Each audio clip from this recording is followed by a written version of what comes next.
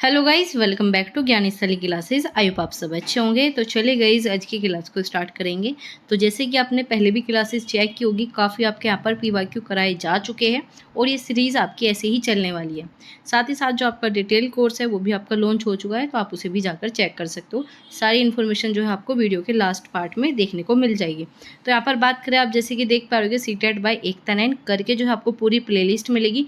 हिंदी की प्ले आपकी अलग बना दी गई है और आपकी जो सीडीपी है उसकी प्लेलिस्ट आपको अलग से मिल जाएगी। तो आप दोनों ही प्लेलिस्ट चेक कर लेना, सीक्वेंस वाइज सारी क्लासेस देखने को मिल जाएगी। तो चलिए आज की क्लास को स्टार्ट करेंगे। तो आपका यहाँ पर सबसे पहले हम गद्यांश को डिस्कस करने वाले हैं, जो कि आपका यहाँ पर 9 नंबर का आता है। ठीक है, 9 नंबर आपको इस गद्यांश से मिलने वाले हैं और आपके 6 क्वेश्चन जो है आपके पद्यांश से, मतलब आपकी पोएम की फॉर्म से आते हैं। ठीक है, एक आपका आता है प्रोज और दूसरा होता है आपका पोएट्री। इन दो तरीके से आपके यहाँ पर आरसी पैसेज पूछे जाते हैं। तो ये आपका जो 9 नंबर है और ये 6 नंबर है, ये आप कह सकते हो बिल्कुल फ्री की है, लेकिन इसकी ट्रिक आपको पता होनी चाहिए किस प्रकार से आप ये 9 के 9 नंबर प्राप्त कर सके और ये 6 के 6 नंबर आपको मिल जाए। क्योंकि इस बार जो है सबसे कम आपके यहाँ पर स्कोर रहा था हिंदी में, बहुत ही कम बच्चों ने स्कोर किया। और हिंदी एक ऐसी लैंग्वेज मान के चल सकते हो जिसमें आपको ज़्यादा पढ़ना ही नहीं है। पीवाईक्यू या ये फिर सीरीज़ जो आपकी कराई जा रही है इसे कंप्लीट कर लोगे तो भी आपके यहाँ पर बहुत अच्छे नंबर आने वाले हैं। तो चलिए स्टार्ट करते हैं। कोई नया हो तो चैनल को सब्सक्राइब कर लेना, बेल आइकन को ऑन रखना। तो जैसे कि आप यहाँ पर देख पा रहे, ये है आपका यहाँ पर पूछा इन्होंने, सर उत्पत्ति के दर्शन के लिए जाना चाहिए, वाक्य से क्या तात्पर्य। अब आपके पास 2 ऑप्शन बचते, या तो आप इस क्वेश्चन के थ्रू जाओ या फिर आप पूरा पैसेज पढ़ो। तो आप दोनों ही चीज़ें कर सकते हो, लेकिन अगर मैं आपको बताऊंगी तो मैं कहूँगी आप क्वेश्चन के थ्रू जाओ। क्योंकि जब आपको पता रहता है ना कि हमें इस चीज़ का आंसर ढूंढना है, तो आपका फोकस ज़्यादा बना रहता है। अब आप पूरा पैसेज पढ़ो, आपको पता है नहीं कौन सी लाइन ज़्यादा इंपॉर्टेंट है कौन सी नहीं। जैसे आपने पैसेज की लाइन, आपने क्वेश्चन की लाइन पढ़ी तो आपको समझ में आ जाएगा, हाँ ये चीज़ें जो इंपॉर्टेंट है ये कहीं पर भी आपको दिखेगा, आप आराम से कर दोगे। तो चलिए स्टार्ट करते हैं। यहाँ पर ये आपने यहाँ पर पढ़ लिया क्वेश्चन। ठीक है, क्या पूछा आपका, सरी उत्पत्ति के दर्शन के लिए जाना चाहिए, वाक्य से क्या तात्पर्य। नदी के दर्शन के लिए, समुद्र के दर्शन के लिए, झील के दर्शन के लिए या फिर पृथ्वी के दर्शन के लिए। देखो, आप अगर इसका भी मीनिंग जानते हो, ठीक है, सर उत्पत्ति का आप अगर मीनिंग जानते हो तो भी आप आंसर दे दोगे। लेकिन अगर आपको इसका मीनिंग नहीं पता तो इस पैसेज में देखो किस चीज़ की ज़्यादा बात की गई है। चलिए, यहाँ पर क्या है, ब्रह्मपुत्र हिमालय के उस पार का सारा पानी लेकर असम से पश्चिम की ओर आता है और गंगा इस ओर से पूर्व की ओर बढ़ती है। उनके आमने सामने भेंट कैसे हो, कौन किसके सामने पहले झुके, कौन किससे रास्ता दे आता है। दोनों में यह तय हुआ कि दोनों जो है आपका क्या करेंगे, दोनों को दक्षिणीय धारण कर सरीपत्ती के दर्शन के लिए जाना चाहिए। अब सरपत्ती क्या है, जहाँ पर पानी बहुत सारा देखने को मिले। ठीक है, चलिए आगे देखते हैं। आपको यहाँ पर क्या देखने को मिला, आपको यहाँ पर सागर मिल गया। तो इसका मीनिंग क्या होता है, आपका समुद्र। ठीक है, अगर हम बात करें आपका सरुत्पत्ति का मीनिंग क्या होता है, समुद्र। ठीक है, पूरे पैसेज में ना तो पृथ्वी की बात कही हुई है। ठीक है, नदी आपको आगे देखने को मिल जाएगी, गंगा ब्रह्मपुत्र, लेकिन उन्होंने कहा किसके दर्शन के लिए जाना चाहिए, तो आपका समुद्र के दर्शन के लिए। तो ये आप कह सकते हो वो कैब से क्वेश्चन आया था। ठीक है, ये आपका वो कैब से था। अगर आपको इसका भी मीनिंग पता था तो आराम से निकाल लेते, पैसेज से नहीं पूछा। बहुत से क्वेश्चन ऐसे मिलेंगे जो सीधा पैसेज से आंसर देंगे और बहुत से ऐसे मिलेंगे जो आपको ग्रामर से पूछे जाएंगे। ग्रामर के पोर्शन से क्वेश्चन आता है, क्योंकि ग्रामर का जो भी पोर्शन है ना वो आपका इसी पैसेज में पूछा जाएगा। ठीक है, मतलब आपके पैसेज में ही पूछे जाते हैं और आपके पोएम में। ठीक है, पेडागोजी में नहीं आता कोई भी ग्रामर का क्वेश्चन। तो यहाँ पर बात करेंगे, इसमें क्या है आपका समुद्र, इसका मतलब क्या होता है आपका सरुत्पत्ति, मतलब आपका समुद्र। ठीक है, आगे बात करेंगे आपका इसकी, यहाँ पर पर्यायवाची भी मैंने ऐड किए, आप इसे भी देख सकते हो, इंपॉर्टेंट है। ठीक है, चलिए आगे बात करेंगे। इसका अर्थ पूछा है, क्या होता है, क्या है आपका इसका मीनिंग। एक तरीके से कह सकते हो आपको इसका संधि विच्छेद करना है, इसका समास करना है। तो क्या होगा, शरीर की उत्पत्ति, सरिता का स्वामी, सरिता की उत्पत्ति या फिर शरीर का पति। तो बताइए कौन सा इसका सही होगा। अब इसमें भी आपको पूरे पैसेज की आवश्यकता नहीं है, तो 2 क्वेश्चन तो बिना पैसेज के आपके सोल्व होंगे। बताइए कौन सा आपका सही होगा। साथ के साथ आपको कमेंट करना है ताकि आप खुद भी देख पाओ कितने क्वेश्चन आप कर पा रहे हो, क्योंकि ये आपकी प्रैक्टिस सीरीज़ है, आपकी पीवाईक्यू की प्रैक्टिस सीरीज़ है। सारे क्वेश्चन मैं आपको पीवाईक्यू कराऊंगी, क्योंकि सेम कॉन्सेप्ट आपका रिपीट होता है। बिल्कुल आपको ऐसे ही क्वेश्चन जनवरी में देखने को मिले और वही पैटर्न जो है आपका यहाँ पर, आपका जो पेपर 7 जुलाई को हुआ था उसमें भी देखने को मिला था। तो यहाँ पर क्या हो जाएगा, आपका सेकेंड ऑप्शन बिल्कुल सही है, सरिता का स्वामी। इसे ही क्या कहा जाता है, आपका सरी उत्पत्ति। ठीक है, चलिए ठीक है, ये क्या हो जाएगा आपका समुद्र। आगे बात करेंगे, यहाँ है आपका गंगा और ब्रह्मपुत्र का संगम होता है, कहाँ पर होता है। अब आपको ये पैसेज में ही ढूंढना है। देखो यहाँ तक तो हमने पढ़ लिया था, यहाँ तक तो कुछ भी नहीं था। चलिए आगे देखेंगे, यहाँ पर है आपका एक साथ होकर जो है जहाँ संभव हो रास्ते में एक दूसरे से मिल जाते हैं। आगे देखेंगे मिल जाते हैं, यहाँ तक आपका हो गया। इस प्रकार आपका यहाँ पर क्या हुआ, गोल आलंदी के पास जब गंगा और ब्रह्मपुत्र में एक विशाल जल आकर मिलता है, मतलब कब मिलेगा, जब आपका संगम होगा। तो क्या आ गया आपका यहाँ पर, ऑप्शन नंबर सेकंड बिल्कुल सही हो गया। क्या हो गया आपका, गोल, आपका गोवालंदी। ठीक है, इसे थोड़ा साउंड में ऐसा ही है। ठीक है, ये क्या हो जाएगा आपका यहाँ पर, गोवा लंदी। ठीक है, चलिए आगे बात करेंगे। तो इसमें क्या आ जाएगा, गंगा और ब्रह्मपुत्र के संगम को क्या कहा जाता है, आपका गोवा लंदी कहा जाता है। चलिए आगे बात करेंगे, कसी हुई सेना का क्या तात्पर्य है। अब ढूंढो इसमें कसी हुई सेना कहाँ पर दी गई, यहाँ तक तो आपका हो गया। आगे आपका यहाँ पर सागर और क्या होता होगा, विजय प्राप्त करने के लिए कसी हुई खड़ी सेना की तरह जिस प्रकार अव्यवस्थित हो जाती है। ठीक है, आगे क्या है आपका यहाँ पर, विजय वीर मन में आए हुए। ठीक है, बस आपको यहीं से आंसर मिलना है। अब इन्होंने तंग हुई की बात की, ये तो नहीं की, अव्यवस्थित की बात हुई है, लेकिन ये क्या कहा, जैसे कसी हुई सेना, आपका यहाँ पर कसी हुई खड़ी सेना भी जिस प्रकार अव्यवस्थित हो जाती है और विजय वीर मन में आए वैसे ही जहाँ तहाँ घूमते हैं। किसकी, विजय को लेकर। तो क्या होती है, युद्ध के लिए सज, मतलब हमें युद्ध अव्यवस्थित कब होगी, जब उन्हें युद्ध के लिए जाना है। तो इसका मतलब क्या होता है, जो युद्ध के लिए सज हो, वो चीज़ें अव्यवस्थित हो जाती है। जैसे युद्ध स्टार्ट होता है तो सब सेना जो इधर उधर आपका जाने लगती है। तो इसका मतलब क्या हो जाएगा, फर्स्ट ऑप्शन बिल्कुल सही है। बच्चों ने लगाया था यहाँ पर थर्ड, क्योंकि अव्यवस्थित यहाँ पर दिया गया था, लेकिन आपको उसका सेंस समझना है। कसी हुई सेना का तात्पर्य पूछा है, कसी हुई मतलब जो युद्ध के लिए सज हो, खड़ी हो, तैयार हो, बिल्कुल प्रिपेयर हो पहले से कि हाँ अब हम तैयार है। अव्यवस्थित सेना हो जाएगी जब वो युद्ध करने लगेगी। तो इन्होंने लगने, मतलब जिस प्रकार जैसे युद्ध स्टार्ट हो जाएगा तो वे अपने मन में विजय की भावना लेकर आगे बढ़ेगी, तो चीज़ें अव्यवस्थित होनी स्टार्ट हो जाती है। तो क्या आ जाएगा यहाँ पर, फर्स्ट ऑप्शन बिल्कुल सही है। ये चीज़ें समझनी थी, ये क्वेश्चन गलत किया था बच्चों ने। अब आपको ये क्वेश्चन समझ में आया क्यों इसका आंसर आपका यहाँ पर फर्स्ट हो जाएगा।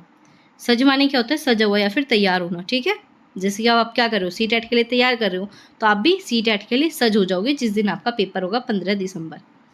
ठीक है, चलिए आगे चलेंगे। इन्होंने पूछा है, अनेक मुखों द्वारा वे सागर में जाकर मिलती है, रेखांकित वाक्यांश से क्या तात्पर्य है। बताओ क्या मीनिंग है इसका। दोनों नदी के अनेक मुंह हैं। अच्छा, दोनों नदी अनेक धाराओं वाली है, दोनों नदियां अनेक धाराओं में बट जाती है, या फिर आपका दोनों नदियां समुद्र में मिलने के पश्चात अनेक धाराओं में बट जाती है। तो बस आपको इसी लाइन का मीनिंग देना है, देखो इस लाइन का। अब बहुत से स्टूडेंट कंफ्यूज हो जाते हैं, भाई अब पैसेज पढ़ने लगेंगे। आप ये तो देखो, ये चीज़ तो आपको यहीं से मिल रही है, तो इसमें पैसेज नहीं पढ़ना। जो क्वेश्चन में पैसेज इंपॉर्टेंट है तो ही पढ़िए, वरना मत पढ़िए। इस चीज़ का आपको ध्यान रखना है। बच्चे यही गलती करेंगे, बार बार पैसेज पे जाएंगे। पैसेज तो पढ़ना ही नहीं है, इतना बड़ा पैसेज दोबारा क्यों पढ़ोगे, और अब की बार तो क्वेश्चन पूछा भी नहीं है पैसेज से। तो ये चीज़ें आपको निकालनी होगी, समझनी होगी कि कौन सा क्वेश्चन पैसेज से आया, कौन सा ग्रामर से, कौन सा आपकी नॉर्मल थिंकिंग, क्रिटिकल थिंकिंग को जानना चाह रहा है कि आपको ये चीज़ें बेसिक से भी पता है या फिर नहीं। क्योंकि इसमें टाइम मैनेजमेंट बहुत ज़्यादा इंपॉर्टेंट है, क्योंकि पेपर होता है वो आपका ऑफलाइन। ठीक है, तो ऑफलाइन में OMR भरने में भी टाइम लगता है, तो इस वजह से जो आपको प्रैक्टिस डालनी होगी और इसी तरीके से क्वेश्चन सोल्व करने हैं। तो बताइए क्या होगा, इन्होंने क्या कहा, अनेक मुखों द्वारा वे सागर में जाकर मिलती है। तो दो नदी के अनेक मुख है, बताइए क्या होगा। तो इसका आंसर नंबर 2 बिल्कुल सही हो जाएगा, क्योंकि दो नदियाँ जो है वे अनेक धाराओं में मिल जाती है, अनेक मुखों के द्वारा वे सागर में जाकर मिलती है। कौन मिलती है, आपका यहाँ पर गंगा और ब्रह्मपुत्र का कहा। इनके क्या है, मुख तो दो ही है, क्योंकि दो है, लेकिन जैसी उनकी धाराएं है ना वो अलग अलग है, तो धाराएं बहुत सारी क्या होगी, एक साथ आकर मिल जाएगी। तो क्या हो जाएगा आपका यहाँ पर सेकंड। देखो इन्होंने दे रखा है, अनेक मुखों द्वारा वे सागर में जाकर मिलती है। वे मतलब गंगा और ब्रह्मपुत्र, इनके तो दो ही आपकी नदियाँ हैं, तो सेकंड बिल्कुल ठीक है। चलिए आगे बात करेंगे, धाराओं को बांटा हुआ रूप जो कि नदी के कई शाखाओं के रूप में होता है। ठीक है, इसे ही आपका मुख या फिर आप कह सकते हो धारा की बात की गई है। आगे बात करेंगे, गंगा और ब्रह्मपुत्र आपस में संगम के पश्चात खालिस्तान के नाम से जानी जाती है। बताइए किस नाम से जानी जाती है। बहुत इजी क्वेश्चन है और डायरेक्ट यहाँ का दिया है। देखो गंगा और ब्रह्मपुत्र एक होकर पद्मा का नाम धारण करती है। बस मिल गया, इतना हलवा आपका कह सकते हो, इतना इजी, इतना आपका इजी पैसेज आया था, बहुत इजी पैसेज। ठीक है, और ये आपका पेपर में पूछा जा चुका है। इससे पहले मैंने जुलाई वाले कराए, आपका जनवरी वाला कराया, अभी 2023 का ही चल रहा है। ठीक है, आगे बात करेंगे आपका यहाँ पर, तो क्या हो जाएगा, पद्मा बिल्कुल सही है। बाकी आपका यहाँ पर मैंने एक्स्ट्रा में चीज़ें लिखी है, जैसे गंगा, हुगली और मेघना। ठीक है, आप ये भी पढ़ सकते हो। ये पूरी PDF कहाँ पर मिली है, टेलीग्राम चैनल पर। ठीक है, चलिए आगे विजय का सटीक विलोम शब्द है, हार है, जीत है, पराजय या फिर जय। बताइए क्या है विजय का। सिंपल सा है, इसमें भी पैसेज नहीं देखना। अब बच्चे क्या करेंगे, इसमें विजय ढूंढने लगेंगे, ये मिल गई विजय, इसका बस मीनिंग ढूंढो। इन्होंने क्या कहा, विलोम पूछा है बस। विजय का क्या होगा, हार हो सकता है, ठीक है, लेकिन हार किसका देखते हो आप, जीत का देखते हो, तो ये तो होगा नहीं। याद रखना विलोम शब्द में भी आपका जो तत्सम वाले शब्द है उसका तत्सम में ही आंसर दोगे, तद्भव वालों का विलोम शब्द तद्भव में दोगे। तो इस प्रकार चीज़ों का ध्यान रखना है। तो आपका क्या हो जाएगा, विजय का क्या हो जाएगा, पराजय। तो थर्ड आंसर बिल्कुल सही है, लेकिन बच्चे क्या लगाएंगे, हार दिख गया।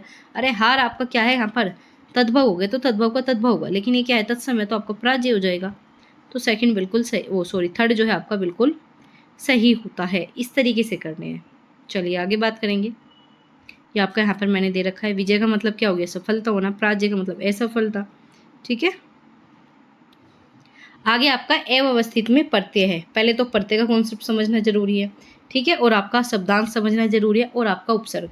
पहले फटाफट इसका आंसर बताइए, फिर हम आगे चलेंगे। तो क्या है, अव्यवस्थित, इसमें आपका उपसर्ग भी है, ठीक है, आपका प्रत्यय भी है, इसमें दोनों ही है। लेकिन क्या पूछा, प्रत्यय। प्रत्यय मतलब मैंने लास्ट क्लास में बताया था, जो पीछे लगेंगे।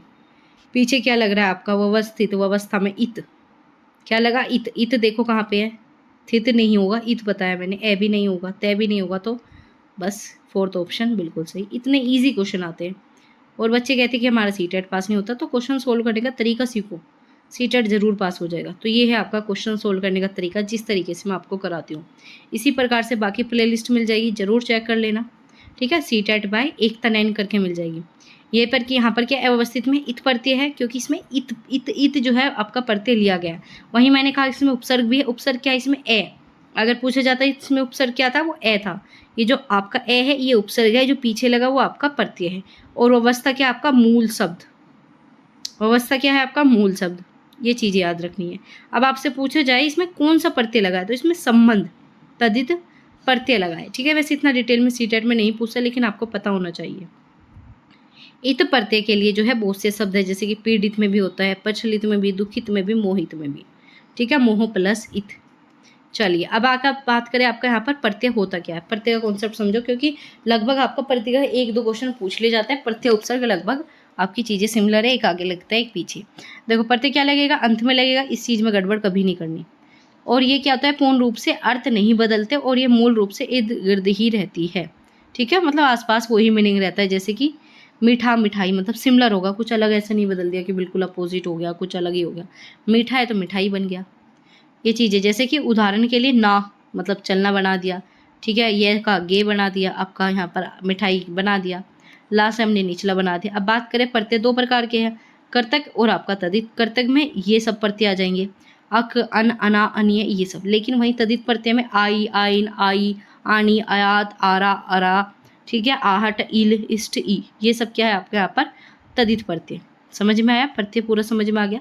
याद रखना पैसे बनता है आपका पीछे, ये ट्रिक है याद करने, क्योंकि पेपर का इतना प्रेशर आपके माइंड पे हो जाता है कि गलत कर देते हो, ठीक है। चलिए आगे बात करेंगे। यहाँ पर इनमें से कौन सा जो है प्रय उपसर्ग नहीं है, मतलब इसका उपसर्ग नहीं है, किसमें इसका यूज नहीं हुआ। देखो अब आप क्या करोगे, इसमें भी हमें दिख रहा है, दिख रहा है, दिख रहा है, लेकिन जरूरी नहीं जो चीज़ दिखती है उसमें वो उपसर्ग हो, बिल्कुल भी नहीं। अब देखो इन्हें अलग कर दो, पर प्लस वहा हो सकता है, पर प्लस चार, पर प्लस मोद, या फिर पर प्लस तेक। तेक का कोई मीनिंग नहीं बचा, तो यही आ गया आपका आंसर। तो सेकंड बिल्कुल सही है। क्या आ जाएगा आपका यहाँ पर, प्रत्येक। प्रत्येक में क्या आ गया, प्रति प्लस एक, बहुत ज़्यादा फेमस है। और ये अलग भी करने को दे दिया जाता है कि प्रत्येक को अलग करो, तो क्या होगा, प्रति प्लस एक, मतलब प्रत्येक। इसमें कौन सा उपसर्ग है, प्रति उपसर्ग है, ना कि पर, ठीक है, ये नहीं है, बाकी सब में पर उपसर्ग था। तो प्रति का अर्थ क्या होता है, विपरीत, ठीक है। प्रति उपसर्ग के लिए जैसे प्रतिवादी, प्रतिध्वनि, प्रतिकूल। लेकिन जो आपका ये प्रत्येक होता है इसमें डायरेक्ट आपको नहीं दिख रहा। देखो इसमें तो आपको डायरेक्ट दिख रहा है प्रति, लेकिन इसमें डायरेक्ट नहीं दिख रहा। तो इन चीज़ों को भी ध्यान रखना है, ये चीज़ें खोजनी आनी चाहिए। कैसे आएगी, हमारे साथ डेली जब 8 बजे आप जुड़ोगे तो ये चीज़ें आपको आ जाएगी, ठीक है। 8 बजे आपको जुड़ना होता है। चलिए अब बात करेंगे उपसर्ग होता क्या है। उपसर्ग आपके जो शुरुआत में लगेंगे, प्रत्यय पीछे लगेंगे, उपसर्ग शुरुआत में। मूल शब्द का अर्थ बदल देते हैं। हमने उसमें क्या पढ़ा प्रत्यय में कि मीनिंग नहीं बदलते, लेकिन इसमें मीनिंग बदल देंगे। जैसे कि व्यवस्थित है, व्यवस्थित मतलब सारी चीज़ें सीक्वेंस में, लेकिन अव्यवस्थित ए लगाती उल्टा कर दिया, मतलब चीज़ें बिखेर दी, तो क्या कर दिया, मीनिंग ही बदल दिया। ठीक है, जैसे कि यश था, यश में क्या कर दिया, अपयश। पका था लेकिन हमने अधपका, मतलब उसका अपोजिट कर दिया भाई। ठीक है, लायक था, हमने नालायक बना दिया। टिकट था, हमने हाफ कर दिया उसका। तो ये सब क्या है, आपके उपसर्ग। हिंदी में जो है उपसर्ग 4 प्रकार के देखने को मिलता है, संस्कृत का, हिंदी के उपसर्ग और आपके उर्दू के, अंग्रेजी के, 4 जो है आपके हिंदी में मुख्य रूप से यूज़ करते हैं। ठीक है, तो जैसे कि आपका पर, प्रा, जैसे पर से क्या देखा आपने, प्रचार देखा, प्रा, ये सब जो है आपके यहाँ पर है। इसका स्क्रीनशॉट ले लो वरना PDF देख लेना। ठीक है, बै से क्या बन गया आपका यहाँ पर, हाफ से बन गया। ठीक है, हाफ बुक। चलिए आगे बात करेंगे। अब आपका यहाँ पर आ गया आपकी पोयम। ठीक है, एक आपकी आती है पोयम और एक आता है आपका पैसेज। ठीक है, दोनों ही चीज़ें आपको यहाँ पर देखने को मिलेगी। ठीक है, तो चलिए इसे भी डिस्कस कर लेते हैं। तो अगर हम बात करें कविता का मुख्य स्वर क्या है, ये चीज़ें पूछे। देखो मैंने बताया 9 नंबर का आपका पद्यांश, सॉरी गद्यांश। ठीक है, और आपका यहाँ पर 6 नंबर का पद्यांश। ठीक है, और 15 नंबर आपकी पेडागोजी। ये है आपका पूरा सिलेबस हिंदी का या किसी भी लैंग्वेज का। हर लैंग्वेज में यही सिलेबस आपका होता है। तो इसमें क्या दिया, इसमें भी हम 2 तरीके अपना सकते हैं, या तो पूरा इसे पढ़ो या फिर इसके साथ चलो। तो चलिए पहले हम इसे देखेंगे। हमेशा क्वेश्चन के साथ स्टार्ट करोगे तो चीज़ें ज़्यादा दिमाग में रहेगी आपके। तो कविता का मुख्य स्वर क्या है, साहस एवं खोज, उत्साह एवं साहस, उत्साह एवं अन्वेषण, या फिर साहस एवं कल्याण। ठीक है, अब पढ़ेंगे हम आपकी पोयम। इसमें क्या है, लहरों से डरकर नौका पार नहीं होती। अब आपको तो ये तो पोयम भी ऐसी मिल गई, आपने तो बचपन से पढ़ी हुई है। और याद रखना, ये जो पैसेज और पोयम पूछी जाती है ना, ये आपको NCERT की बुक से मिलेगी। ठीक है, ये आपको NCERT की बुक से मिलती है। तो हो सके पढ़ लेना बुक, वरना पढ़ने की आवश्यकता नहीं है। मैं आपकी इतनी प्रैक्टिस करा दूंगी, इतने पैसेज हम कर लेंगे कि आपको कुछ अलग से पढ़ने की ज़रूरत ही नहीं है। तो अगर हम बात करें आपके यहाँ पर, बहुत ईजी पोएम है। लहरों से डरकर नौका पार नहीं होती, कोशिश करने वालों की कभी हार नहीं होती। नन्ही चींटी जब दाना लेकर चलती है, चढ़ती दीवारों पर 100 बार फिसलती है। मन का विश्वास रगों में साहस भरता है, चढ़कर गिरना गिरकर चढ़ना ना अखरता है। आखिर उसकी मेहनत बेकार नहीं होती, कोशिश करने वालों की कभी हार नहीं होती। और इस पोयम को जो है अपने जीवन में भी अपनाओ। ठीक है, एक बार CTET पास नहीं हुआ तो दोबारा मेहनत करो, डबल मेहनत करो, क्योंकि ऐसा तो है नहीं कोई चीज़ इम्पॉसिबल है कि आप कर ही नहीं सकते। हर चीज़ पॉसिबल है, लेकिन आपके पढ़ने का तरीका, आपकी जो स्ट्रैटेजी है वो आपकी बहुत अच्छी होनी चाहिए, तरीके अच्छे होने चाहिए, तो आराम से पेपर पास होगा। तो अगर हम बात करें इसमें किसकी बात की है, खोज की तो बात नहीं की गई। अन्वेषण माने भी खोज होता है, ये दोनों कट करो। आपका पलायन मतलब छोड़कर भाग जाओ, भाई हमारा तो CTET पास नहीं हो रहा, हम तो जा रहे हैं, गलत बात है ना भाई, नहीं हो रहा, मेहनत करेंगे हम। तो क्या है, उत्साह की बात करते हैं, बिल्कुल सही, प्लस आपकी साहस की बात करते हैं। तो दोनों ही पॉजिटिव पॉइंट है, और ये पोएम तो आपको बिल्कुल पॉजिटिविटी देती है। चलिए आया समझ में। तो इसमें क्या था, कविता का मुख्य है, इसमें किसकी बात की गई, उत्सव या फिर आपका साहस। ठीक है, स्वर कह दे या फिर क्या कह दे, मुख्य बिंदु क्या है, केंद्रित बिंदु क्या, ये चीज़ें आपसे पूछ सकती है। साहस बढ़ने की बात की गई, उत्साह बढ़ने की बात की है, कभी हार न मानने की बात की गई है, प्रयास करते रहने की बात की गई है। आगे बात करेंगे, आपका पूछा है हमें चींटी से क्या प्रेरणा लेनी चाहिए, क्या लेनी चाहिए। दाना लेकर चढ़ना कठिन कार्य नहीं है। अच्छा जी, हमेशा मेहनत करते रहना चाहिए, पराजित होने पर पुनः प्रयास करना चाहिए, फल की इच्छा से कोई भी कार्य नहीं करना चाहिए। तो बताइए कौन सा इन्होंने दिया, इसका आंसर आप मुझे बताओगे। ठीक है, बहुत ईजी पोएम है और बहुत ही ईजी आंसर है। बताओ, दाने चढ़ने की बात आपको किस चीज़ की प्रेरणा मिली इससे पढ़ के, तो किसकी मिली आपको यहाँ पर। थर्ड ऑप्शन बिल्कुल सही है कि अगर आप हार रहे हो, CTET एक बार पास नहीं हो, तो दोबारा कोशिश करेंगे, पुनः प्रयास की, क्योंकि चींटी एक बार गिरी को दोबारा चढ़ने का ट्राई करिए, तीसरी बार चढ़ी, चौथी बार, जब तक मेहनत नहीं आपकी कामयाब हो जाती, जब तक आप प्रयास करते रहो। ठीक है, तो थर्ड ऑप्शन बिल्कुल सही है। तो आपका यहाँ पर ठीक है, पराजित न होने की बात की गई है, क्योंकि चींटी जो है 100 बार फिसल रही है गिरकर, फिर भी चढ़ रही है, मैंने बेकार नहीं करी और कभी हार नहीं मान रही। चलिए आगे बात करेंगे, साहस की प्राप्ति का मूल आधार क्या है। इन्होंने क्या पूछा, मूल आधार बताओ, साहस की प्राप्ति का क्या होगा, विश्वास, दीवार, दाना या फिर परिश्रम। बताइए क्या होगा।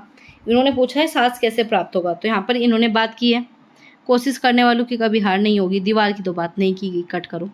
ठीक है, दाना भी नहीं होगा, तो विश्वास या परिश्रम से कौन सा होगा। इन्होंने विश्वास पे ज़्यादा बात की गई है या फिर परिश्रम से, जल्दी कमेंट में बताइए। ठीक है, आप साथ में कमेंट में आंसर दिया करो, कमेंट आपके लिए हमेशा ऑन होते हैं। तो आप जल्दी बताइए क्या होगा इसका आंसर। तो क्या हो जाएगा इसका आंसर जो है आपका यहाँ पर फर्स्ट बिल्कुल सही है, विश्वास की। अब बहुत से बच्चे कंफ्यूज है विश्वास और परिश्रम से। इन्होंने क्या कहा, साहस की मूल प्राप्ति। साहस जो है कहाँ से आपको मिलेगा, विश्वास से मिलेगा। अगर आपको खुद पे विश्वास ही नहीं है तो साहस कहाँ से मिलेगा। परिश्रम से क्या मिलेगा, फल मिल जाएगा। परिश्रम से क्या मिलेगा, फल मिलेगा। लेकिन साहस कहाँ से प्राप्ति होगी, विश्वास से। आपको विश्वास रखना है कि हाँ मैं कर लूँगा, ठीक है, और आप कर लोगे सभी, ठीक है, जो भी जुड़े हुए हैं सबका हो जाएगा सीटेट पास। बस विश्वास रखो और क्या करो, परिश्रम करते रहो। परिश्रम बाद की बात है, विश्वास पहले होना चाहिए। अब आपको विश्वास तो है नहीं और आप चीज़ें कर रहे हो तो उसका कोई सेंस नहीं है। साहस व्यक्ति में केवल उसके आत्मविश्वास से ही आ सकता है। जब तक व्यक्ति खुद पर विश्वास नहीं कर लेता तब तक वह कुछ भी उसे साहस नहीं देता, ठीक है। खुद पर विश्वास करना है। चींटी साहस करती है और बार बार चढ़ने का प्रयास करती है। यही चीज़ें इसमें बताई गई। समझ में आ रही है चीज़ें आपको। चलिए इसका आंसर बताइए। जो व्यक्ति निरंतर मेहनत करते हैं वे क्या होते हैं, प्रतिष्ठा व पह प्राप्त करते हैं, सम्मान व पदक पाते हैं, असफल हो जाते, असफल नहीं होते या सफल नहीं होते। बताइए इसका आंसर क्या होगा। इन्होंने क्या कहा, जो व्यक्ति निरंतर मेहनत करते। चींटी क्या कर रही थी, लगातार काम करे जा रही थी तो उसे क्या मिला, प्रतिष्ठा मिल गई, ठीक है भाई, उसका सम्मान होने लगा ज़्यादा। ऐसा कुछ हुआ, बताइए आप, नहीं हुआ ना, तो ये तो होगा नहीं। सम्मान मिला उसे, भाई सम्मान तो वैसे आपकी नज़रों में मिला है, चींटी इतना काम कर रही है, लेकिन पदक मिला, कोई सम्मान इस तरीके से वो काम कर रही थी, बिल्कुल भी नहीं। उसने मेहनत क्यों की, इस कारण तो की नहीं कि भाई उसे आके कोई पदक दो, कोई उसे सम्मान दो, नहीं। असफल नहीं होते। जब आप निरंतर मेहनत करते हो तो असफल तो नहीं होगे। अगर आप डेली पढ़ रहे हो, डेली क्लासेस ले रहे हो, तो सीटेट में ऐसे तो है नहीं कि आप फेल हो जाओगे, नहीं हो सकते। क्या आ जाएगा आपका, असफल नहीं होते, सफल नहीं होते। भाई सफल तो होंगे ना, जब आप डेली मेहनत कर रहे हो, डेली किसी काम को कर रहे हो तो आप उसमें सफल हो गए। आपने वो भी चीज़ें सुनी होगी कि एक रस्सी है कुएं को, वो लगातार जब कुएं पर घिसती रहती है तो रस्सी ना टूटने की वजह उसने पत्थर में ही, कुएं पर ही क्या कर देता है, वो निशान बना देती है। तो यही काम है, अगर निरंतर मेहनत करोगे तो क्या हो जाओगे, आप हमेशा सफल होंगे, मतलब असफल नहीं होते, ठीक है। बच्चे इसमें कंफ्यूज हो जाएंगे क्योंकि इन्होंने नहीं दे दिया, ठीक है। असफल नहीं होता, अब क्या देखेंगे, असफल मिल गया, भाई ये तो आंसर नहीं होगा, सफल ये होगा आंसर। तो इस चीज़ का ध्यान रखना है। नोट इज़ वेरी इंपॉर्टेंट, ठीक है, नोट पर ध्यान रखना है, ये बहुत ज़्यादा आपके लिए इंपॉर्टेंट है, क्योंकि एक भी क्वेश्चन से सीटेट आपका रह जाएगा और एक ही क्वेश्चन से आपका निकल भी जाएगा। तो इस चीज़ पर ध्यान रखना है, ठीक है। असफल नहीं होते और पेपर को बहुत ही आराम से करना है, इन चीज़ों पर आराम से फोकस करना है, क्योंकि ये आपके फ्री के नंबर है। फ्री के मतलब कुछ भी आपको दिमाग में रखना नहीं होता कि हाँ मैंने वो कॉन्सेप्ट पढ़ा था वो यहाँ पे काम आएगा, कुछ भी नहीं। फ्री माइंड से आप ये क्वेश्चन कर सकते हो, क्योंकि इसमें वो ही पूछा जाएगा जो आपने कभी ज़िंदगी में पहले पढ़ा। कुछ भी ऐसी चीज़ें नहीं है जो आपसे पूछ ली जाएगी और आप ना करोगे। बचपन से पैसेज पढ़ते आ रहे हो, बचपन से किताबें पढ़ी है, तो आपका यहाँ पर हो जाएगा थर्ड आंसर बिल्कुल सही, ठीक है। बिल्कुल फ्री के नंबर है और फ्री में ही प्राप्त करने, ठीक है। हार शब्द खालिस्तान शब्द है। अब बताओ हार क्या है, समानार्थी, अनेकार्थी, पर्यायवाची या फिर यौगिक। देखो अब ये क्वेश्चन बड़ा कंफ्यूजिंग है। अब ये क्या कहना चाह रहे हैं, देखो समानार्थी सेम मतलब आपका सेम मीनिंग रखने वाले, अनेकार्थी जिसके अलग अलग मीनिंग हो, पर्यायवाची मतलब अलग अलग इसके भी मीनिंग हो सकते, ठीक है, अलग अलग किसी शब्द के जैसे हार के अलग अलग मीनिंग हो। ऐसे यौगिक मतलब दो शब्दों से मिलकर बना है, तो हार में तो यौगिक है नहीं, हार सिर्फ एक ही शब्द से है, तो हार तो यौगिक तो नहीं है। इसे रूढ़ शब्द तो कह सकते हो, तो यौगिक तो ये है नहीं। तो फोर्थ तो आपको कट हो जाएगा। यौगिक में जैसे क्या हो जाएगा आपका, जैसे कि आपका यहाँ पर हो जाएगा यौगिक में, जैसे आपने प्रत्येक देखा था उसमें दो शब्दों से मिलकर बना था, ठीक है। तो ये सब क्या होता है, ये आपके यौगिक, जिसमें आपका एक उपसर्ग हो, एक प्रत्यय हो या फिर मूल शब्द हो, शब्दांश हो, इस प्रकार से जोड़ के जो भी बनते हैं वो आपके यौगिक होते हैं, ठीक है। आप देखो हार का, हार के तो दो मीनिंग जाते हैं, एक तो जीत वाली, ठीक है, हार जीत, एक आपका श्रृंगार का जो गले में पहनते हैं, तो ये क्या है, अनेकार्थी। अगर आपके सामने किसी ने हार ये शब्द लिखा तो आप इसमें दो सेंस ले जाओगे, तो दो सेंस ले जाओगे मने मतलब आपका अनेकार्थी, समानार्थी तो है नहीं। जब आपके मन में दो दो चीज़ आ रही है तो ये तो होगा नहीं। तो क्या आ जाएगा आपका यहाँ पर, या तो सेकंड होगा। पर्यायवाची क्यों नहीं हो सकता, क्योंकि पर्यायवाची का यहाँ पर कुछ बैठ नहीं रहा, ठीक है। हार का पर्यायवाची ऐसा भी नहीं कुछ है, क्योंकि इन्होंने पूछा हार शब्द खालिस्तान शब्द है, तो क्या आ जाएगा आपका यहाँ पर अनेकार्थी, बिल्कुल सही आ जाएगा, क्योंकि हार शब्द अनेकार्थी है। हार क्या, अनेक है, आभूषण हो गए और आपका पराज्य, ठीक है, और एक आपका स्थिरता। ये तीन शब्द आपको हार के देखने को मिलेंगे। एक का मतलब क्या हो गया, गले में जो सोने के हार है, तो आभूषण हो गया। एक क्या है, पाकिस्तान जो है भारत से 3 बार युद्ध में हारा है तो पराजय हो गया। हार जो है स्थिरता, मतलब उसके गले में हार या माला आभूषण बन गई है। ये सब जो है आपका यहाँ पर पूछा गया था। तो कितना सिंपल क्वेश्चन था, लेकिन बच्चे इसमें भी कंफ्यूज हो जाते हैं कि हमें समझ ही नहीं आ रहा हम कैसे करें। तो चीज़ें समझ में आई। ये आपके यहाँ पर लास्ट क्वेश्चन है, ठीक है। 6 आते हैं, 5 हम क्वेश्चन कर चुके हैं और 9 हमने आपके आरसी के किए। बताइए इसका आंसर क्या होगा, ठीक है। जल्दी बताइए। साहस शब्द है, क्या है? व्यक्तिवाचक, भाववाचक, जातिवाचक या फिर आपका सवर्णामी? जल्दी बताइए क्या है, बताइए साहस शब्द का तो क्या हो जाएगा। इसका आप मुझे बताओगे कमेंट बॉक्स में आंसर। ये क्वेश्चन आपका होमवर्क में भी मिलना चाहिए, तो ये आप कमेंट बॉक्स में मुझे आंसर बताओगे। चलिए अब इसके कॉन्सेप्ट को समझते हैं। अगर हम बात करें, ठीक है, इसे इग्नोर करना, आंसर मत देखना, ठीक है। इसमें क्या है, अगर हम बात करें आपकी भाववाचक संज्ञा, भाववाचक संज्ञा किसी बताती है, लास्ट क्लास में भी पढ़ा था, दोबारा से रिवाइज करते हैं। गुण, दोष, भाव, आकार, अवस्था, दशा, किसी भी प्रकार की बोध कराने वालों को ही भाववाचक संज्ञा, जैसे कि उत्साह, ईमानदारी, बचपन, लंबाई, प्रेम, ये सब क्या है आपका यहाँ पर भावों को बता रहे हैं। जो भी भावों को बताए, इमोशन को बताए, वो सभी भाववाचक संज्ञा है, ठीक है। व्यक्तिवाचक, जिसमें किसी व्यक्ति की बात की जाए, विशेष व्यक्ति, जैसे कि आप सभी का नाम, ये क्या है, आप विशेष हो, व्यक्ति हो, एक व्यक्ति की बात की जाए जिसमें, जैसे कि गंगा, ठीक है, महेंद्र सिंह धोनी, सिर्फ एक ही व्यक्ति है ये, ठीक है। जातिवाचक मतलब सभी की, लड़कियां, लड़के, ये क्या बताते हैं, पूरी जाति का बोध कराए। जब हम पूरी जाति का बोध कराते हैं वो आपका जातिवाचक संज्ञा हो जाएगा। सवर्णामिक, जिसमें हम सवर्णाम प्लस विशेषण दोनों का प्रयोग करें, जैसे कि यह है घोड़ा, यह है फोन, यह है किताबें, यह है PDF, ये क्या है, सब आपका सवर्णामी, सवर्णाम प्लस आपका यहाँ पर विशेषण, इन दोनों का प्रयोग हुआ। समझ में आया आपके? ये इंपॉर्टेंट थे आपके यहाँ पर संज्ञा के। ये आज की क्लास आपकी कंप्लीट हो चुकी है। 15 नंबर आपको यहीं से मिलेंगे, ठीक है। शेयर कर देना, लाइक कर देना और सबसे ज़रूरी कमेंट बॉक्स में फीडबैक देना बिल्कुल ना भूलें, ठीक है। आप फीडबैक नहीं देते, क्लास कैसी लगी और आप चाहते हो किसी और इंपॉर्टेंट टॉपिक पे मैं क्लासेस आपको प्रोवाइड करूँ, तो आप मुझे कमेंट बॉक्स में बता सकते हो। कोई भी क्वेरीज है CTET से रिलेटेड ज़रूर पूछ सकते हो। टेलीग्राम चैनल ज्वाइन कर सकते हो, वहाँ पे भी आपके डाउट लिए जाते हैं। तो चलिए गाइस, मिलेंगे आपसे अगली क्लास में, तब तक अपना ध्यान रखिए और ऐसे ही चैनल के साथ बने रहिए।